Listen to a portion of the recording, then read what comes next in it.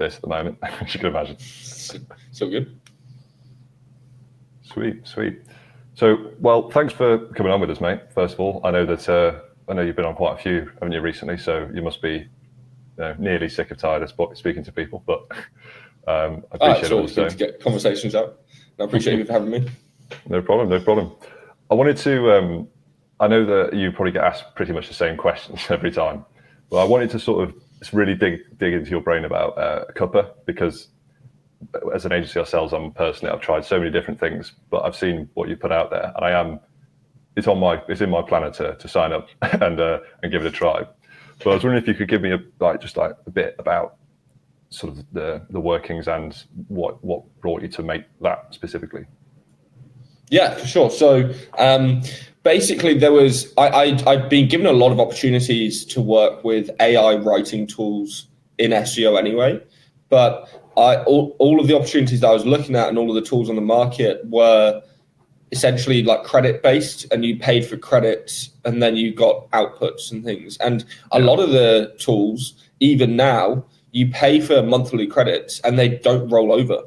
So you can sometimes end up paying $1 to $3 an article, and actually, if you don't use it that month, that money's gone. Like you're just you're throwing it into a fire pit, basically. So I wanted to make sure that any opportunity that I was going to work with wasn't doing that kind of system, and B, I wanted to work in this space anyway, because I saw AI being the future of everything. I wanted some sort of an AI SaaS.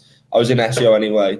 And I saw that was probably the highest TAM, right? Like total addressable market was content and kind of internal linking and things like that for SEO. So Cuppa was already created by a guy called Ian Nuttall, and then who's I'm pretty good friends with anyway as well, and he owns Niche Site Metrics and a load of other websites and SaaS projects and stuff anyway, and he's a pretty clever developer from the north of the UK. He then sold that to Chris Riley, who I invested and bought half of it as well from Chris. So we've now been running it for about 6 months, and we've been able to, I think, 20x or so the company and things, and it's been able to 6 months. Yeah, I've seen the growth on Twitter, man. 6 months is crazy for that. Yeah, exactly. Yeah. So it's been just growing nonstop every month. We haven't had a down month and things. We have very low churn. I think our churn is 0.6% each month or something like that. So it's really low. And again, it was a lot of it is down to the fact that we're just developing faster than everybody as well. So we spend upwards of 60% of our entire revenue on development and developers and stuff. And we've got 6 full-time devs that have got really good experience and things in this. And we've also just been hiring another developer from Canada. And again, we're just putting everything back into the growth of the business, basically. That's amazing, man. That really is amazing. After looking at it from sort of the front end point of view, when I've used Koala or GPT-4 just in general, or anything like that, really, Writer, and there was another one that I can't remember the name of. There's so many different ones anyway. I could see the difference with what you wanted to bring as the sort of the USP compared to them, because like you say, it's about credits or the amount of words you get or X, Y, and Z. Yeah. And then they're just giving you the tools because it's what people want. Whereas I can see, and that's even before using it, that it's the minds behind it, because obviously you're an SEO yourself, that it's all purpose built for SEOs and content writers as well. Whereas everything else is just built for sort of everyone, which sort of saturates it a little bit. Not in my opinion, but would you say that's sort of similar? Yeah. Yeah, I would say a lot of the other tools are kind of built more for just your general bloggers who are maybe casual bloggers and things like that don't have much technical experience or any kind of content experience and kind of technical SEO and stuff. Whereas half the guys in our Discord are SEO agency owners and kind of high level technical people and devs themselves and things and stuff, who end up giving us loads of feedback and helping us improve the tool as we've been able to grow as well. Amazing, man. That's really amazing. I know that you've got quite a few other bits and pieces going on as well, but Cuppa was the one that sort of got my eyes. What sort of other stuff are you working on at the moment? I see it in your Twitter bio, but like I say, novice over here, and I haven't done all my research, so I'll let you do my research for me if that's all right. Yeah, for sure. No, so I own my main business really is my consultancy company and my training business. So I've got a load of consultancy clients across the world and a lot of Fortune 500 clients and things like that I work with on an ongoing basis, as well as the fact that I also do like courses, audits, link building packages. I also have a link building agency. I'm also the #1 affiliate for WordPress, who are like one of the world's biggest link building marketplaces as well. Yeah, and then I also do a lot of other affiliate in the SEO space as well. SEO, affiliate for like indexes and courses, all that kind of stuff as well, and other tools and things. And then I have my own portfolio of websites. Generally speaking, they're foreign financial websites. So I try and not do anything in English because it's more susceptible to algorithm updates and changes. Whereas foreign and international algorithms by Google are, they're like 10 years ago, basically. It's significantly easier to rank and kind of do it. And the ROI is a lot more like it was 10 years ago than it is now. It takes a lot longer to get your ROI back out of English sites and English builds. And it can take a significantly more amount of money as well, right? You end up spending maybe $50,000 to $100,000 to build out a really big, extensive authority affiliate website in English. But I could go build out, a €5,000 blog in Norway and make the same amount of money. So it doesn't really make that much sense from that kind of perspective. And then I also do investment opportunities. So I've invested in a couple of the bits and pieces. I've got a newsletter, that's about it. I've got a couple of other like communities and domains and portfolios and stuff like that as well, and crypto. That's amazing, man. That's amazing. Yeah, you mentioned link building as well there to build these sites out. Is it a case of going for within each sort of country, like say ranking in Norway, would you go purely for that? So you've got obviously it's written in that sort of language and it's all built for that system, but then you just go out and get the links from sort of authoritative sites within that space? Or is it a case of because of the tools you have and the tools you use and you can get it from pretty much anywhere and it still works? Yeah, so you definitely do need localized TLDs in your link profile. Otherwise, it just won't rank and it won't trust your website and things like that. But you can still get a lot of those localized TLDs out of things like directories and citations and social profiles and forum profiles and all of that kind of stuff anyway. So you don't necessarily need to be building, localized, like Norway's like .no, so you don't necessarily need to be building .no links, but we still do often buy .no PBN links from local Norwegian SEOs, and we try and buy local newspaper links and things like that. But most of the actual juice and the power is coming from English niche edits, and they're generally higher authority and they're English niche edits, but they use the foreign anchor text and it still works. Right. Yeah. I mean, that makes sense, doesn't it? But having that sort of that split of the different types is what makes it perfect, isn't it? I saw that you sort of went off on Google Liaison. Was it today or yesterday? About their was it they're just throwing out manual actions, but also not really covering their arse about the next update, or if it's like it's all up in the air at the moment, isn't it? Do you think link building again is going to be absolutely trashed by Google, but not work again? Because that's what they tried to do last time, but they just took important ranking factor. And they just took important out, didn't they? And then that didn't really do much. But it also, with the manual actions, they sort of caused a huge issue. Do you think it's going to happen again, or do you think it's going to be more of a rectification on that front? Yeah, so I think the manual actions are kind of evidence that Google's algorithm can't catch up to what they're saying it can in the documentation, right? And it's a bad look from Google that the algorithm can't do what it's saying or what they're saying in their documentation, their press releases. So they're having to resort to mass manual actions, right? And that shows in of itself that the algorithm is behind. They're not fully capable of dealing and capable of creating the algorithm they say they are. Maybe that's because the engineers who originally created the algorithm have all left now. In terms of where I think that it will... left or been sacked, haven't they? Well, yeah, exactly. Google is probably the biggest kind of tech giant that has suffered the most from internal politics. And they've had leadership battles and leadership issues and this kind of internal political narrative of, yes, we're going to do the best quality search results possible, but realistically, we're also trying to profiteer the most out of our ads, which is our biggest source of income for our business, right? And it's fair enough if they're acting to shareholders, then they should be trying to get the most amount of money out of their revenue, but they should just be honest about it, and they shouldn't kind of they shouldn't say these, say one thing or at least have their engineers saying X, Y, and Z, but in reality, you know, the leadership is pushing for the complete opposite, right? And I think that really does reflect in the SERPs, and it reflects in the SEO engineers and the Google engineers and the Google search liaison, how they used to be perceived maybe a few years ago, and how all the replies on, you know, Twitter and LinkedIn and things that they were getting previously a few years ago were all positive. And now they're just helpful.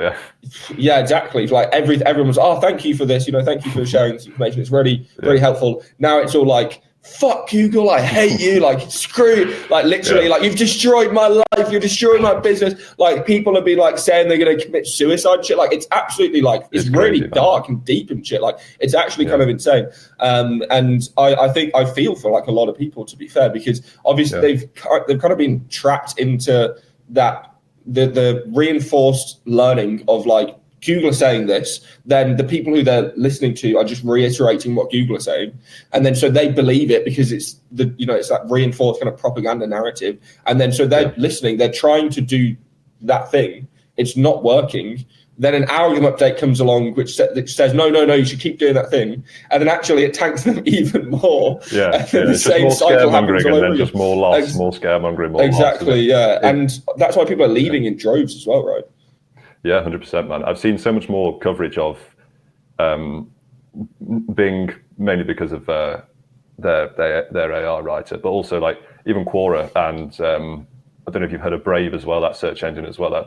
There's a lot more users going on there. Obviously, Google's still unmatched, but I've seen people do it, and I do it as well in some respect, because like you say, with the ads in the SERPs, it's getting more and more ridiculous, because not only is it now 4 or 5 at the top, 4 or 5 at the bottom, but then it's also if you're local as well. I've seen 3 or 4 now. You get all those local ads as well from the Google My Business listings, and it's just like, and then the rest is filled with Reddit or false or something. So it's like nothing that, like you say, nothing they say is true, and they are covering their backs. But if you want to make money, fair play. But also, Reddit doesn't need more money, even if there is an API. Is it an API agreement that they had with Reddit recently? I believe what's happening is they're physically going to Reddit's data centers and exporting their data into. So the way they move data is in that large amount of things, they have to do it physically, because you can't do it over the internet and things. There's not fast enough cables and stuff to be moving like petabytes and things per day and stuff. So they literally put it on like large ice trucks and ship it across the country. That's what I think is happening, is they're like moving it from the Reddit data centers to the Google data centers, and they're just going to use a lot of the users. So I think they're doing some sort of an extraction system where they're removing a lot of the metadata and things like that, but they're keeping a lot of the comments and the posts and the threads, and they're still keeping the upvotes and things, because apparently they're using that for prioritization, which is actually pretty clever, right? It would make sense, but also and it's sentiment analysis kind of baked in for you as well. So exactly. When I got really really angry with Reddit and the SERPs about 3 or 4 months ago, when everyone really started to notice. And I wrote a blog about it. But the main thing that really pissed me off was not the fact that there was Reddit comments or posts in there, because in fairness, I do read them if I need something. Sometimes they are helpful. Sometimes people know what they're talking about. But it was the fact that it says like posted 1 day ago, and now it's ranked like position 2 or 3. It's like, so you post on Reddit like 24 hours ago against position 1, but you write a blog that is 10 times more informative, optimized to the fucking max, and it'll take 6 months for it to even get on page 1. It's like that was a real gripe I had with it, really. Yeah, I think there's I think there's a lot of that going on. Because there's a lot of examples where people have posted their blog posts. Somebody has copy pasted it on Reddit, and then the Reddit post is outranked their blog post for their own terms, right? And then that's like where you're like, oh damn, okay, that's starting to take the piss, right? Yeah, it really is. Yeah, it's mental. And they recently rolled out the snippet boxes as well, I think, on certain results, where it's like the Google My Business ads, but not ads, and it just says Reddit on there, and it's like, okay, so what are you trying to do now? Then are you trying to separate them, or are you trying to just keep saturating the fuck out of it? I didn't really know which avenue they were going down, but now you said that, it's just going to get worse before it gets better, isn't it? With Reddit. Yeah, unfortunately, yeah. But LinkedIn seems to have calmed down compared to Reddit recently. But I think that's just because of the noise that Reddit is making compared to LinkedIn. No, I've been liking LinkedIn as well as a platform in general more and more. So I've only been on there for about a year now, kind of actually marketing myself, and it seems to be the spam seems to have lessened on LinkedIn, and definitely seems to have moved to Twitter and Reddit. Yeah, definitely. I think LinkedIn is. I've always hated LinkedIn, sort of, but I think actually I might start liking it as the only platform that might be all right. Exactly. That's what I'm slightly transitioning to as well. Yeah, absolutely. I think one of the main things that I wanted to ask you as well that's just like in my head and what I wanted to put at the top of my notes was in terms of the next, well, it's probably the rest of 2024. If someone that was in an agency, like an executive in an SEO agency, a couple of years experience, if they were to ask what would be sort of your best advice for link building within the rest of, the last next, 6, 7, 8 months of this year, what would your recommendation be from a sort of top level perspective without revealing your secrets, of course? Yeah, no, so for sure. So like foundational link building is just the basics that everybody seems to miss out on. Nobody does the social profiles, the citations, the directories, the press releases, all of that kind of stuff that Google will immediately trust your website for. Aside from that, we've been just trying our hardest to try and get links that are on the link graph. So we do a lot of competitor analysis and research, especially when we're into new markets, and we just try and find correlating links between competitors that are likely having positive effects for each of the competitors that we're linking to. And that as a result of that, we want to try and get those links as well, right? And we want to try and acquire them. And all we do is then it's in the research phase of what's the cheapest method of acquiring that link, because sometimes you can't directly go and buy the link from the site itself, or they have some weird exclusivity agreement with some agency or some marketplace or something like that. And it's just a case of trying to find the place to actually acquire that link from, and the cheapest way to go about it as well. Yeah, you're spot on there, really, with the fact that people are trying to skip the what you should, like, everyone should do the basics you should do in terms of foundations, because, like you say, everyone thinks that things are not going to work, or everyone's like, no one knows what works anymore. If you just stick to, like you say, the foundations, then you're going to be sound from a bottom level, and then you can just grow from there, can't you? I found that I think niche edits and content syndication has had quite a uptick in terms of results, personally anyway, when I've been doing it on a couple of the sites we have. Do you think it's more and more of a case of news is going to be the heavier hitters still, and could it keep getting bigger in terms of if you have a link in a 3-year-old news post to your new information about, I don't know, let's say ADHD on BBC News, a new link in there to my ADHD blog, for example, would that be just as strong? Are you going to get stronger, or do you think it's going to be ignored or just not the focus at the moment for Google? So I think link signals in general have definitely been getting stronger, just because of AI content has forced Google to make content signals weaker, right? Google can't rely on content signals as much because content availability is so much more. It's cheaper, it's easier to make, it's faster to make. All of these things now. So they've just had to tune those signals down. And even if they haven't tuned link signals up, just by doing tuning the content signals down, that will in turn tune the link signals up, because they become more powerful as other signals become weaker, right? Yeah. So we rely on other signals as other signals we rely on less. In terms of the increase of Google relying more on links, I am not 100% sure on if Google's going to continue their kind of battle with relying on links, because I have a feeling that in the next few years or so that they will start to shift away from the kind of traditional search methodology anyway, and it will start to be more voice assistant searches and more kind of SGE kind of narrative summarizations and things like that. And the way that I see links working there is that it will be a prioritization system for the summarization.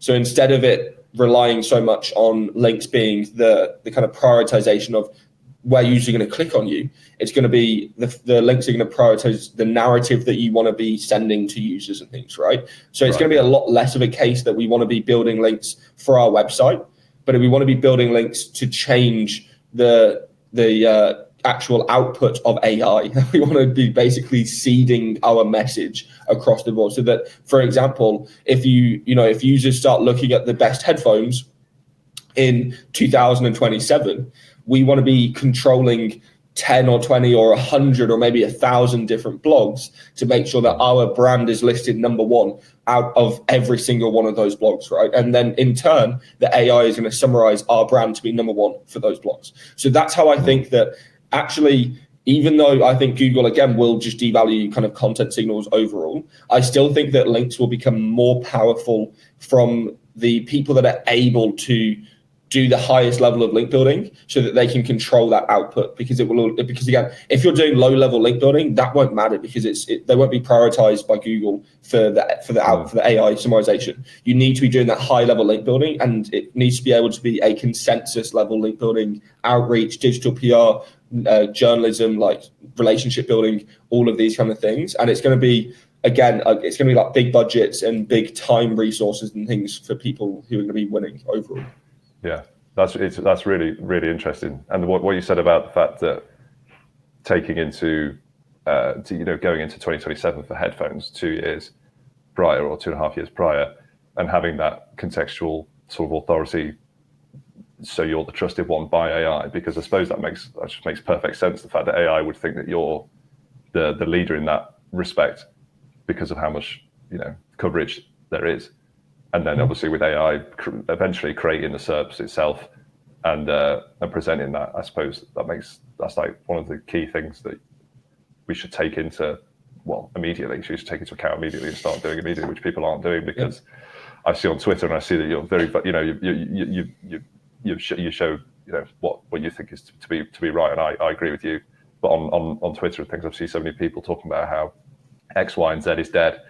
And some people still going 100% in on content, human written content. I've seen agencies that hire 20, 30, 40 people to write.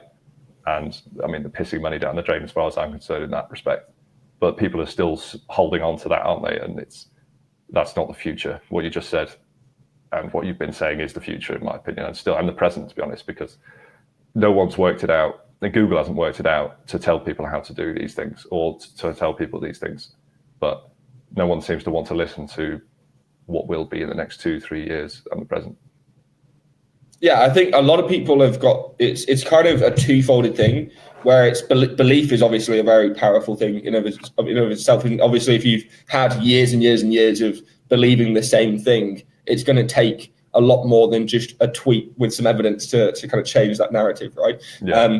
And also that people, if their business and their lives and their livelihoods, and they've got kids and spouses and things like that going on, and those people are reliant on them, and they feel responsible for all these people, then their entire business based on that thing, which is no longer working or is on a downward spiral or things like that, that's hard to accept for a lot of people. So. Yeah.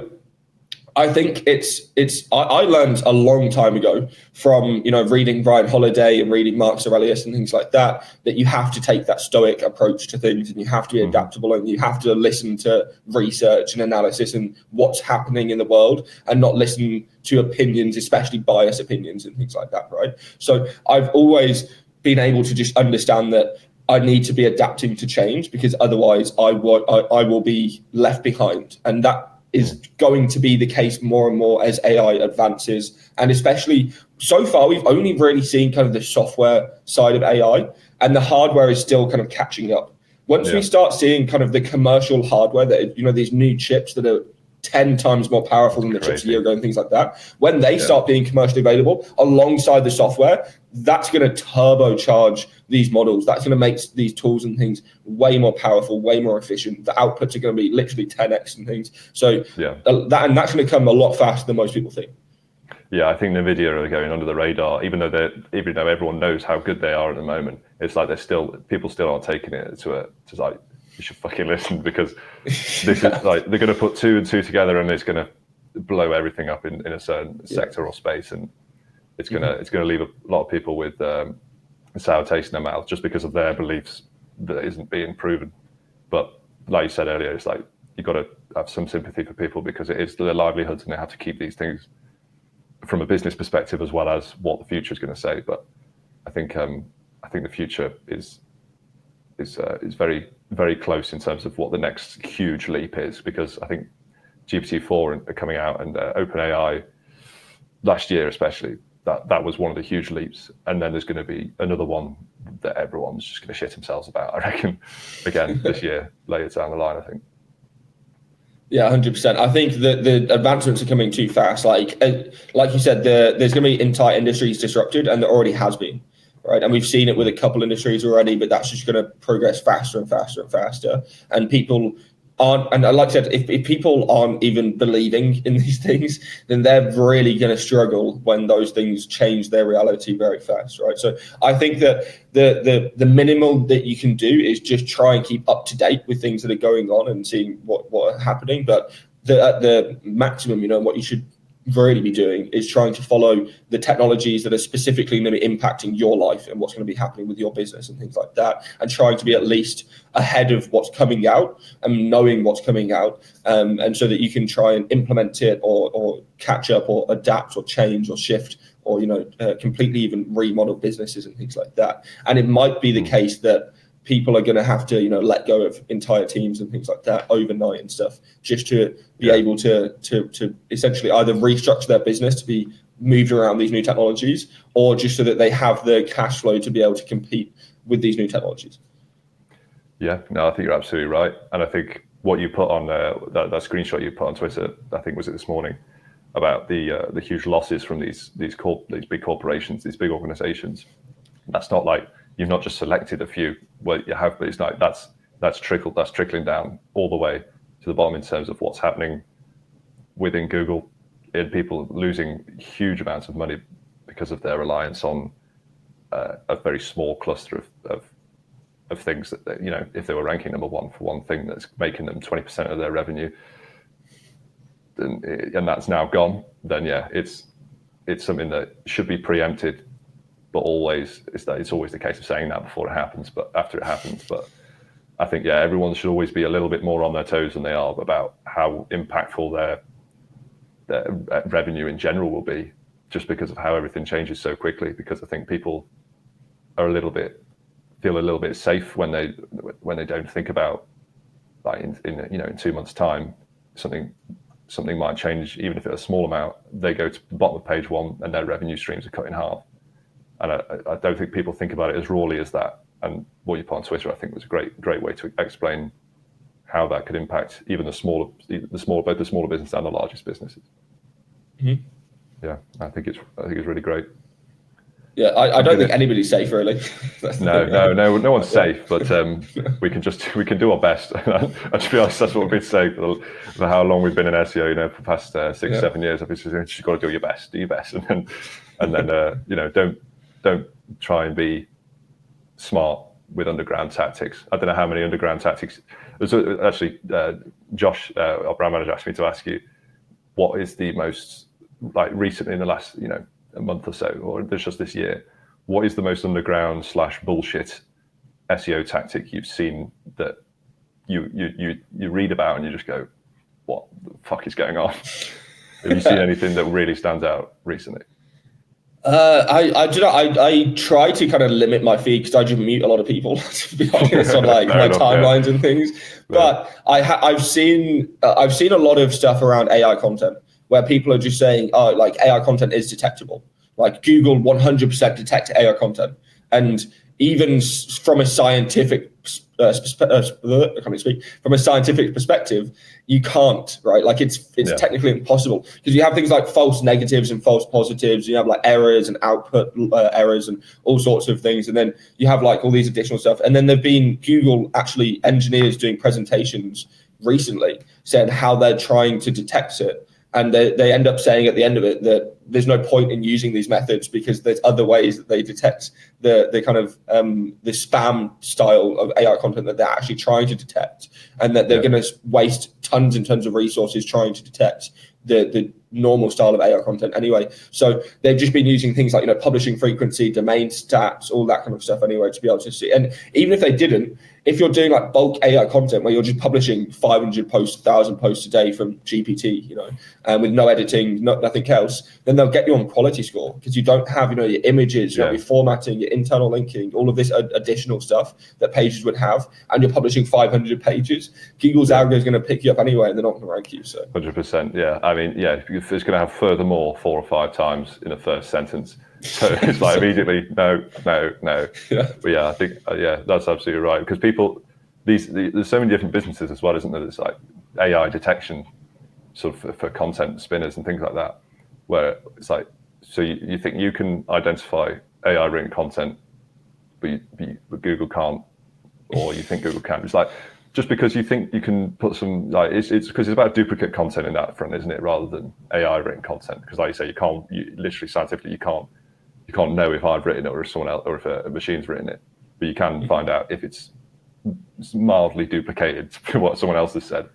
But I think that's the only way that people on the ground can try and figure out those things. But then again, if it's duplicated content by 10%, it's still not going to be detected, because if you do edit it and you do well by editing the content, it's not going to be detected and it's going to rank quite well. And if it's down to the basics, if it is helpful content, it's informative, and it's true, then you're already halfway there, aren't you? So you don't really need to go through all these AI detection things to spin as many blogs as you can, because you can do it in 10 minutes. You know what I mean? It's pretty easy. Yeah.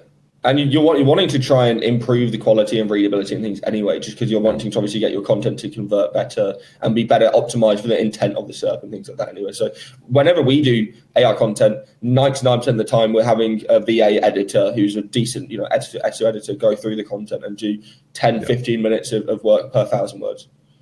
Yeah, I think that's the perfect setup. I think that is the future of agency. Even if there is currently a 60-person agency or a 2-man band, I think that is how agencies will be run for the next 10 years. It's less high staff members and just really niching it down. So the best process is the most, it's organizational health for the new age of SERPs, I think, and search in general. 100%. Yeah. Amazing. I'm gonna leave it there because I will just keep waffling,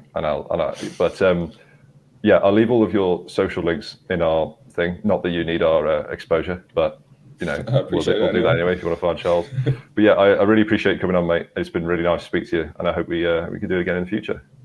Yeah, you too as well, mate. Have a good one. Peace. Thanks for having me. Thanks very much. So, see you guys. No worries, man. Cheers. Thanks for watching this video. If you want to see more like this, you can click on the links on the screen now, or subscribe and turn on the notification bell. Thanks again for watching. Hope to see you in the next one.